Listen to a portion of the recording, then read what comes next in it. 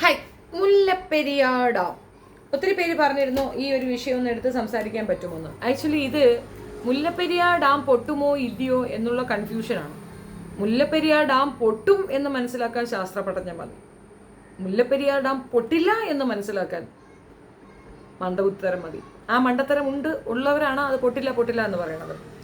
ഈ ഡാം നിർമ്മിച്ച സമയത്ത് തന്നെ 50 വർഷത്തേക്ക് മാത്രമാണ് ഇതിൻ്റെ ഒരു കാലാവധി എന്ന് അത് നിർമ്മിച്ചവർ തന്നെ പറയുന്നുണ്ട്.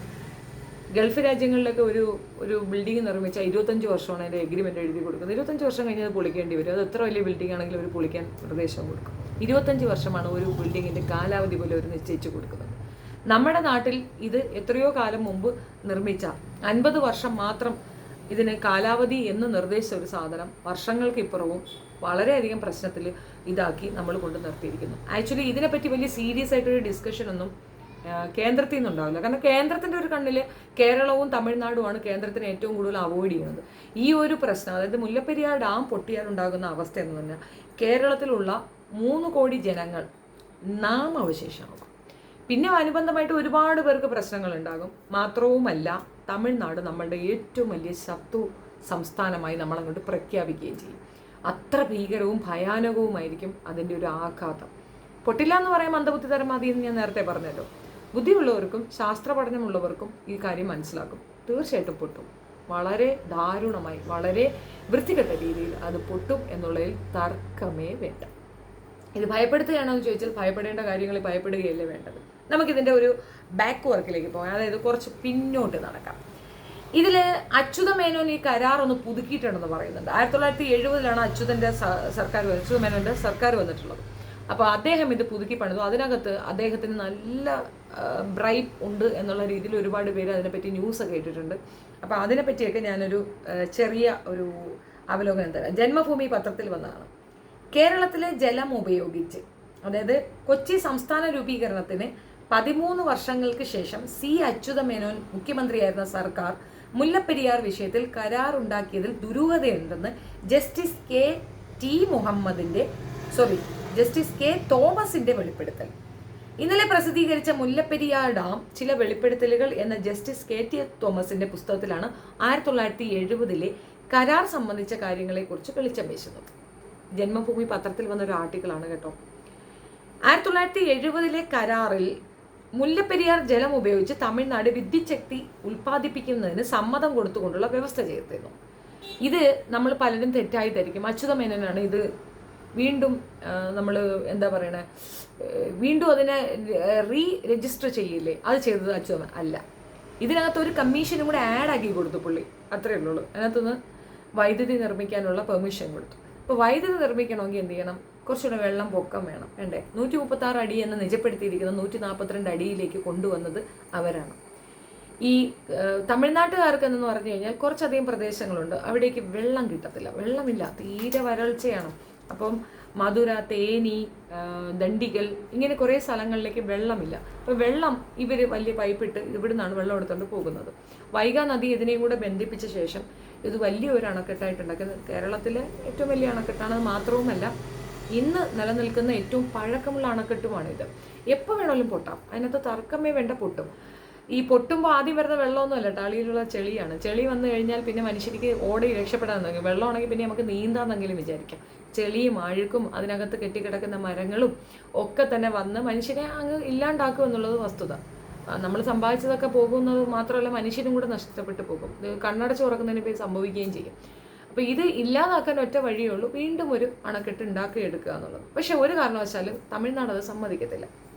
ഒന്നാമത്തെ കാര്യം, ഡീകമ്മീഷൻ ചെയ്താൽ അവർക്കുണ്ടാകുന്ന നഷ്ടം ഇപ്പോൾ അവർക്ക് ഭയങ്കര ലാഭമാണ്. അത് 1970 കരാറിൽ അത് ശരിക്ക് കൃത്യമായിട്ട് അങ്ങോട്ട് ഉണ്ടാക്കി കൊടുത്തിട്ടുണ്ട് അച്യുത മേനോൻ. ഇതിന് മുമ്പ് ഒരു രാജാവാണ് അത് ചെയ്തിട്ടുണ്ടായിരുന്നത്. അദ്ദേഹത്തിൻ്റെ പേര് വിശാഖം തിരുനാൾ രാമവർമ്മയാണ്. അപ്പോൾ അന്നത്തെ ഒരു കാലഘട്ടത്തിൽ ഇത്രയും ഒരു പ്രദേശത്ത് വരൾച്ചയുള്ളത് കൊണ്ട് വരൾച്ചയ്ക്ക് മാറാൻ വേണ്ടിയിട്ട് പുള്ളിക്കാരൻ ഇത് കൊടുത്തു എന്നാണ്. അന്ന് അദ്ദേഹം എന്തോ ചോര കൊണ്ടാണ് എഴുതുന്നതെന്നൊക്കെ പറഞ്ഞ് പുള്ളിക്കാരൻ കുറേ ആപ്റ്റായ വേർഡ്സൊക്കെ പറഞ്ഞു. അങ്ങനെ ഒരു വീഡിയോ ഞാൻ കാണാനിടയായി. പക്ഷെ അതൊക്കെ അന്നത്തെ ഒരു അദ്ദേഹത്തിൻ്റെ ബോധ നിലവാരമാണ്. അതിൻ്റെ കാരണം പുള്ളിക്ക് ഇഷ്ടമില്ലായിരുന്നു ഇത് മറ്റൊരാൾക്ക് കൊടുക്കാനായിട്ട്. അത് നിർബന്ധിച്ച് അത് ചെയ്യിപ്പിച്ചതാണ്. അന്ന് അറിയാമല്ലോ, ബ്രിട്ടീഷുകാർ പറഞ്ഞാൽ അവർ കേൾക്കുകയില്ല, വേറെ നിവൃത്തിയില്ല, നിർവാഹമില്ലല്ലോ, നട്ടല് വളഞ്ഞിരിക്കുകയാണല്ലോ. എന്തായാലും ഇദ്ദേഹം ചെയ്തു കൊടുത്ത കമ്മീഷനിൽ 999 വർഷത്തേക്കാണ് എഗ്രിമെൻറ്റ്. ഓർത്തു നോക്കും. ഒരു പുരുഷായുസ് അല്ലെങ്കിൽ ഒരു മനുഷ്യായുസ് എന്ന് പറയുന്നത് 100 വർഷം. അതായത് ഒരു 10 തലമുറയ്ക്ക് അപ്പുറത്തേക്ക് നമുക്കിത് പുതുക്കി കിട്ടുള്ളൂ. അന്ന് നമുക്കിത് പറ്റൂല എന്ന് പറഞ്ഞാൽ പറ്റൂല. പാട്ടക്കരാറ് 1000 വർഷത്തേക്ക് അങ്ങ് എഴുതി കൊടുത്തു. എങ്ങനെയുണ്ട്? 1000 വർഷമോ എന്ന് അതിശയിക്കാതിരിക്കാൻ വേണ്ടിയിട്ട് 999 ഞാനും 90 വർഷമെന്നാണ് വിചാരിച്ചത്. പക്ഷേ ഈ 39 എനിക്കിപ്പോഴാണ് മനസ്സിലായിട്ടുണ്ടായിരുന്നത്. ഭീകരത അവിടെയില്ലേ. ഇതുകൊണ്ട് തന്നെയാണ് തമിഴ്നാട് ഇത് സപ്പോർട്ട് ചെയ്യാത്തത്. കാരണം പുതിയ ഡാം തുടങ്ങിക്കഴിഞ്ഞാൽ പഴയ ഡാമിൻ്റെ വാലിഡിറ്റി തീർന്നു, അതിന് ദൂരെ കളയേണ്ടി വരും. കാരണം dam is not there no. If dam is not exist, who care about the കരാർ? അതാണ് അവരിതിനെ സമ്മതിക്കാത്തത്. മാത്രവുമല്ല, ഡാം വേറൊരു പുതിയ ഡാം ഉണ്ടാക്കി അതിലേക്ക് ജലം മാറ്റുകയാണെങ്കിൽ ഇവർക്ക് ഇതേ തന്നെ നമുക്കൊരു എഗ്രിമെൻ്റ് എഴുതി കൊടുക്കാൻ ഉള്ളതേ ഉള്ളൂ. പക്ഷേ എന്താ, 5 രൂപ 10 രൂപ വ്യവസ്ഥ മാറി അത് 5 ലക്ഷം 10 ലക്ഷം എന്ന രീതിയിൽ വലിയൊരു എമൗണ്ട് നമ്മൾ ഡിമാൻഡ് ചെയ്യും. അത് പറ്റത്തില്ല. വളരെ സെൽഫിഷായി തമിഴ്നാട് എടുത്തിരിക്കുന്ന ഈ ഒരു വൃത്തികെട്ട തീരുമാനത്തിൽ 3 കോടി ജനങ്ങൾ, അതൊരു ചെറിയ കാൽക്കുലേഷനാണ്, കൂടുതൽ പേർക്ക് പോകും. കാരണം കോട്ടയത്തൊക്കെ 3 കോടിയാണോന്ന് ചോദിച്ചാൽ എനിക്കറിയില്ല. കോട്ടയം, തൃശ്ശൂർ, ആലപ്പുഴ, എല്ലാം മൊത്തത്തിൽ അടിച്ചങ്ങ് നശിച്ച് നാരങ്ങലായിപ്പോൾ. ഇടുക്കിയൊക്കെ തീർന്നു. അമ്മാതിരിയായിരിക്കും വെള്ളം വരിക എന്നുള്ളത് വസ്തുത. ഇപ്പം തന്നെ 136 എന്നുള്ളത് 142 ആക്കിയിട്ടുണ്ട്.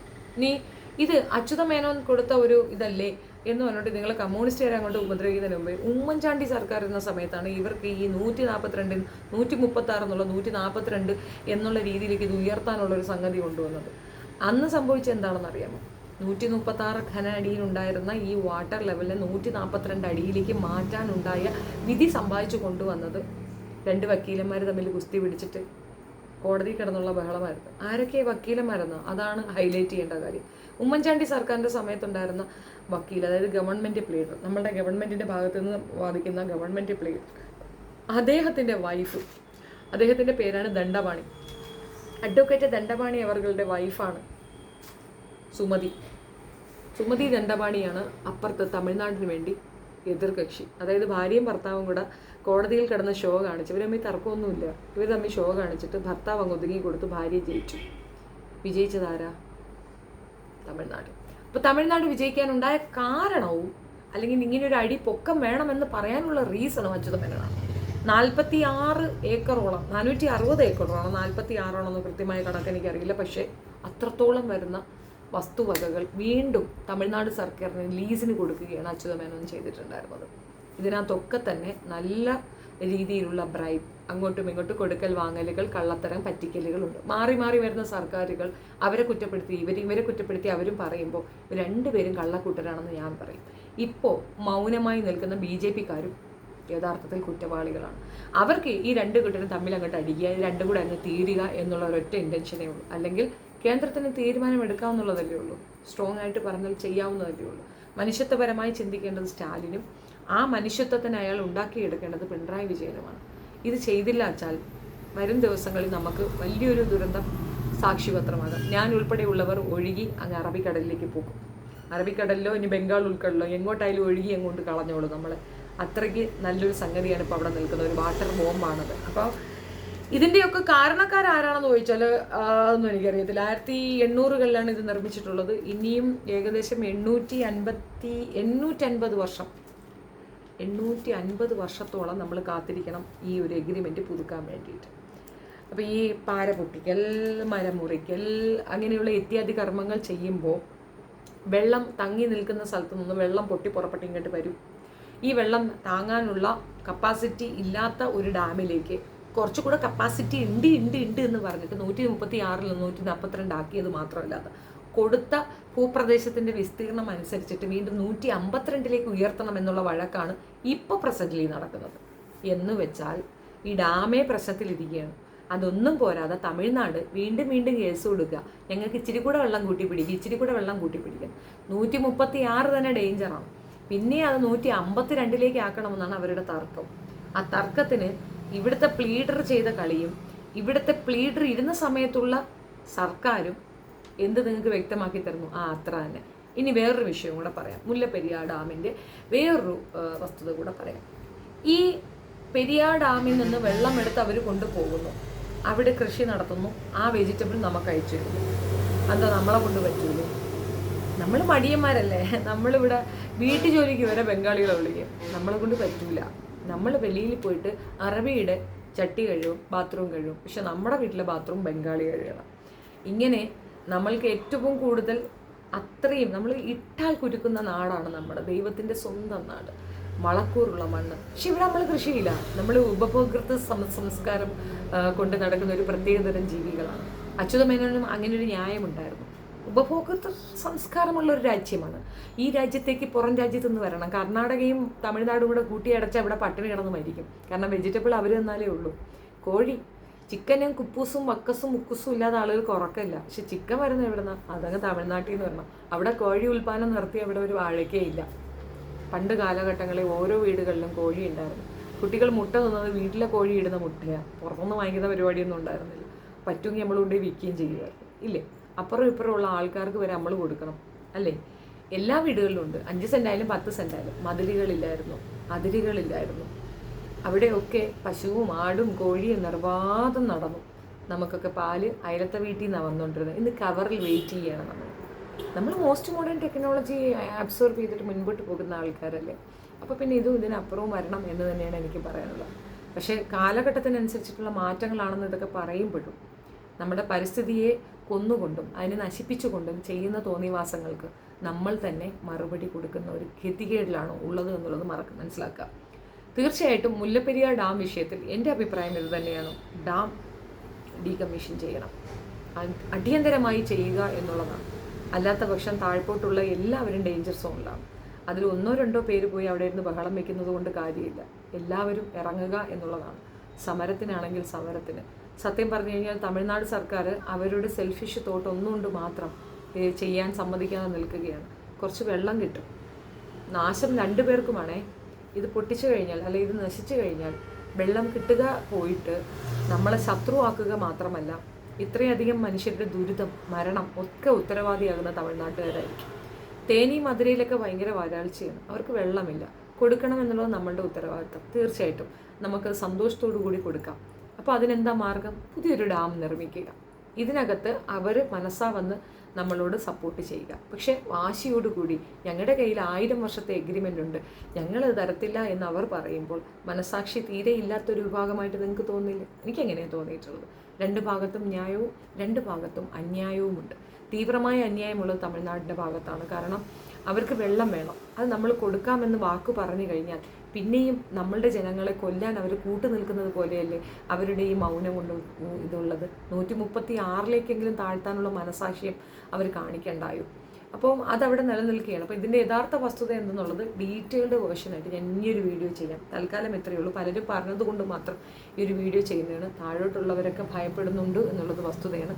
ദയവ് ചെയ്ത് സർക്കാരിനെയോ തമിഴ്നാട്ട് സർക്കാരിനെയോ ഒന്നും പ്രതീക്ഷിക്കാതെ താഴ്പോട്ടുള്ളവർ വെള്ളം വരുമ്പോൾ, മഴ പെയ്യുമ്പോൾ മാറി താമസിക്കാനുള്ള വഴി ആലോചിക്കും. എറണാകുളത്തൊക്കെ അല്ലേ മമ്മൂട്ടിയും മോഹൻലാലും എല്ലാവരും ഒക്കെ ഉള്ളത്. ചെകുത്താന് കേസ് കൊടുക്കാൻ നടക്കുന്ന മമ്മൂട്ടിക്കും മോഹൻലാലിനും ഒക്കെ മനസ്സിലാകേണ്ട ഒരു കാര്യമുണ്ട്. ഇല്ല, ബാഹം കട്ട് പൊട്ടിക്കഴിഞ്ഞാൽ അവിടെ മാത്രമല്ല ഇവിടെ കംപ്ലീറ്റ് പോകും, നിങ്ങളും ഒലിച്ചു പോകും. പിന്നെ മദ്രാസിലൊക്കെ പോയിരുന്നാൽ ചിലപ്പോൾ രക്ഷപ്പെടുമായിരിക്കാം.